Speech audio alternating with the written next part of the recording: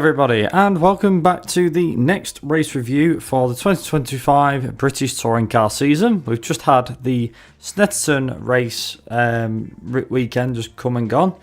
Unfortunately, we don't have Ben with me today, so it's going to be me doing solo, although Ben has watched the races and everything else, and quite enjoyed the racing from what I can remember him saying to me.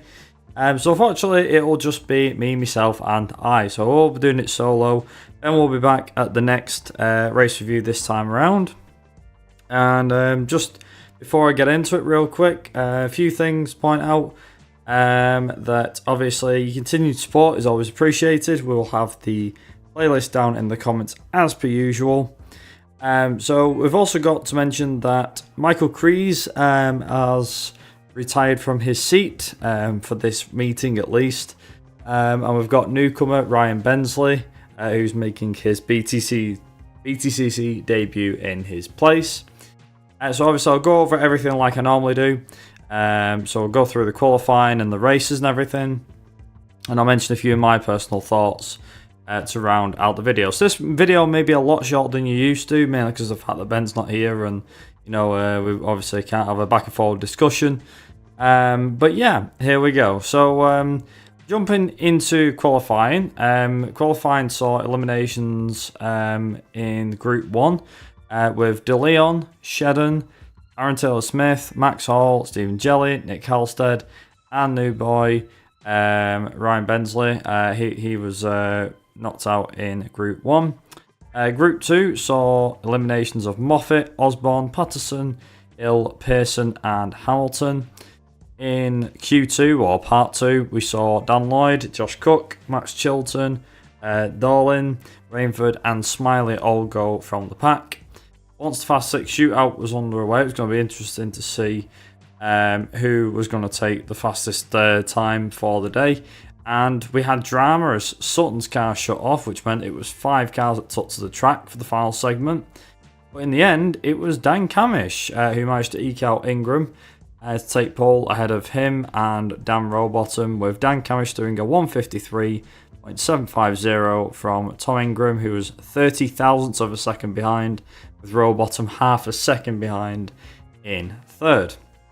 So, to move into race 1, we had a great start by Camish, but an even better start by Sutton, who jumped up to third right behind Ingram. He was dragged behind though, as with the two Toyotas of Shedden and Aaron Taylor-Smith fighting, they ended up tagging Hill and spinning him round. Later in the lap, we saw Rainford run wide at the final chicane, and Halstead got pushed off the track by Hamilton through the fast right-hander just before that final complex. On lap 3, we saw Cook go head-to-head with Chris Smiley for 9th place and lost out to him. Further up the road, Rowbottom managed to get past Morgan for 4th place. Later on in that lap, Cook's day got even worse as De Leon overtook him and dropped him down to 9th place. Lap 4 saw Lloyd take on Chilton for 6th place. However, there was a crash further behind as Hall smashed into the rear of Shedden, which forced them both into retirement. 2 laps following this saw Hill come back out onto the track to see if his car was fixed after being in the pits for repairs from the earlier collision. Dan Lloyd seemed to be a man on a mission as he took 5th place from Morgan on lap 7 and was chasing down Rowbottom for 4th.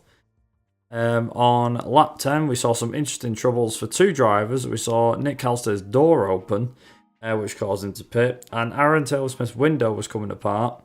Thankfully, he was quite lucky that he didn't get a black and orange flag, or a meatball flag as we call it, mechanical warning flag, to give it its real name.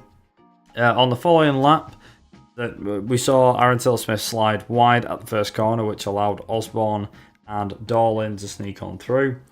And then on a last lap move by Sutton on Ingram was an interesting spectacle, as it looked as though he was going to get through, but given it was a push to pass sort of manoeuvre, he backed out of it. But up at the front, it was Camish who came home to win ahead of Ingram and Sutton. So your race 1 results were Dan Camish was your race winner along with the fastest lap. Tom Ingram 2nd, Sutton 3rd, Rowbottom 4th, so a great day if you're an Napa driver. Dan Lloyd 5th, Morgan 6th, Chilton 7th, Smiley 8th, Double 9th, and De Leon in 10th. So moving into race 2, which obviously as we know by now we have the top 3 are on the hardest tyres, so anything could happen. And near enough everything did happen. So a great start by Sutton to jump from third to the lead of the race, with Ingram and Camish defending from the pack behind. Camish was the worst hit as he dropped down the order in dramatic fashion, with Sutton and Ingram trying to get away from the chasing pack up ahead. One man who won big time at the start was Hill, as he went from last all the way to the points in the space of 2 laps. Lap 3 was a disaster for Ingram as he slid really wide at the first corner. Was lucky not to hit anyone when he came back onto the track, smashed into the barriers on the right hand side, which caused suspension damage and caused him to retire. Up at the front, we saw a change for the lead as it was Sutton's turn to go down the order, with Robot taking the lead with Lloyd, Morgan and Chilton following within just a few corners. Lap 5 saw a massive scare for Doble as he went off at high speed whilst battling with Osborne coming down the main back straight. Thankfully he was able to join the race in the same place despite what happened, but still a very scary moment.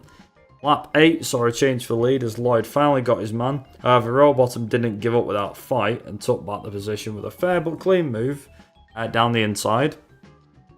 Lap 10 saw Lloyd come under attack from Morgan, who eventually charged past him to take second place. At this point in the race, Sutton was dropping down even further, and by the time we got to the end of the race, he was in 10th.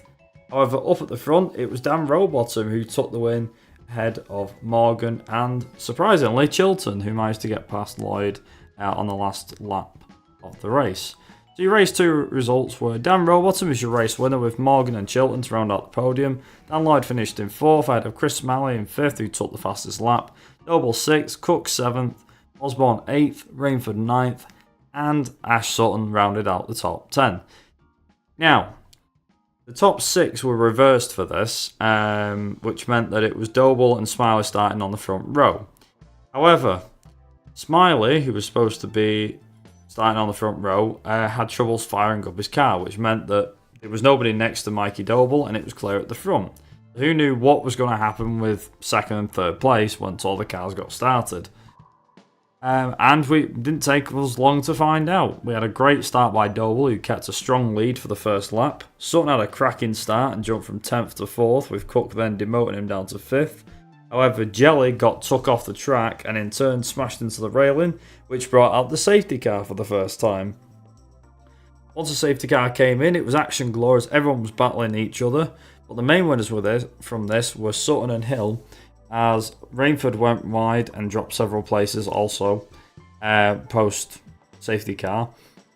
Ingram was a man on a mission after starting in 25th place, as by lap 7 he was up to 7th place and had passed Jake Hill. This was very much a race of showing just how quick the soft tyres were when under the fastest drivers in the championship, in my opinion, mainly because of the fact of the ones that were on the hardest tyre obviously dropped down the order. Lap 9 saw a crucial move in the race for Sutton as he managed to get past Cook for 2nd place and was now gunning down Doble for the lead. Lap 12 saw Camish try and pass Pearson but pushed him off, which also lost him a place to Hill. Swiftly following this though, Camish retook the position away from Hill at the start of lap 13. Lap 14 saw Ingram move into 4th place ahead of Osborne, which yes, that did happen considering he was 25th. Camish also got past Pearson for 6th place.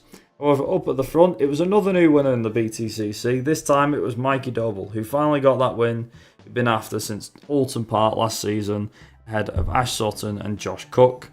So, surprise, surprise, your race 3 results were as follows. Mikey Doble, welcome to the Winners Club, is the winner of a BTCC race, ahead of Ash Sutton, who finished 2nd with the fastest lap to his name, Josh Cook 3rd, Ingram 4th from a charging drive from Ingram, Osborne 5th, Camish 6th, Rainford 7th ahead of Hill, Pearson and Moffat to round out the top 10.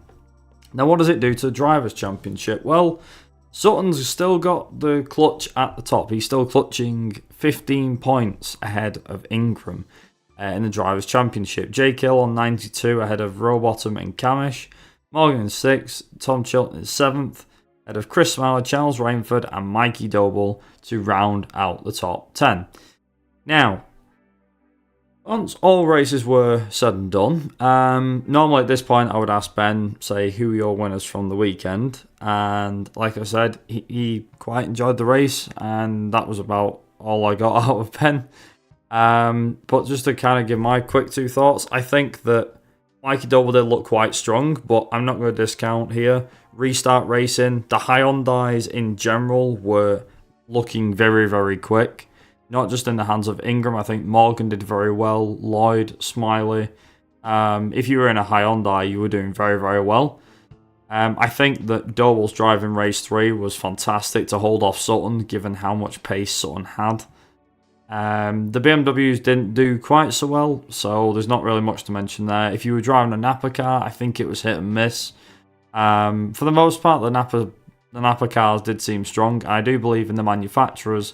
This will help a lot. However, I do believe that Team Virtue is still ahead of Napa in the Teams Championship. So, going into the fastest round of the season, which is at Thruxton next time out, it'll be very interesting to see how these two machines get on head-to-head. I think the BMWs will a bit less be in it, but to see how the Focus does against the Hyundai, I mean, never discount Doble in that Vauxhall. We have seen, like, in recent years that Vauxhall is very, very quick. And, of course, Josh Cook in that Honda Civic is definitely one to watch, given he is the king of Thruxton. So we will see how that one goes. But on that bombshell, I'm going to wrap this video up here. Let us know down in the comments what your thoughts on this weekend's racing were. Did you like it? Did you not like it? Let us know. Again, apologies that this video is a lot shorter than normal, mainly because of the fact that it's normally me and Ben. So Ben will be back for the next one at Thruxton in a few weeks' time. Until then, thank you very much for watching. Have yourselves a great evening, great day wherever you are in the world. And until then, we'll see you guys for the next race review at Thruxton. So until then, ta-ra!